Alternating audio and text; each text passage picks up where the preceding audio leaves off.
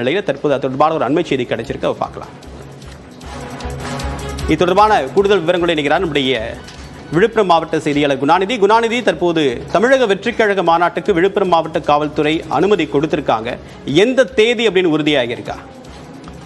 வணக்கம் தேவபிரன். அதாவது தாவேகா கட்சியினுடைய முதல் அரசியல் மாநில மாநாடு என்பது விழுப்புரம் மாவட்டம் விக்கிரவாண்டி அடுத்த வி சாலை பகுதியில் நடத்துவதற்கு திட்டமிடப்பட்டு கட்சியின் சார்பில் விழுப்புரம் மாவட்ட காவல் கண்காணிப்பாளர் அவர்களிடத்தில் அனுமதி கேட்கப்பட்டிருந்தது. இந்த நிலையில கடந்த 8ஆம் தேதி அதற்கான அனுமதியை காவல்துறை என்பது வழங்கியிருந்தது. குறிப்பாக 33 நிபந்தனைகளுடன் இந்த மாநாடு நடத்துவதற்கு காவல்துறை என்பது அனுமதி வழங்கியிருந்த நிலையில 23ஆம் தேதி நடத்துவதற்கு திட்டமிடப்பட்டிருந்த இந்த மாநாடு என்பது மாநாட்டு பணிகளை மேற்கொள்வதற்காக காலதாமதம் ஏற்படுவதால் இந்த மாநாட்டை அடுத்த மாதம் அக்டோபர் 15ஆம் தேதி நடத்துவதற்கு திட்டமிடப்பட்டிருப்பதாக தற்போது நமக்கு தகவல் என்பது கிடைத்திருக்கிறது.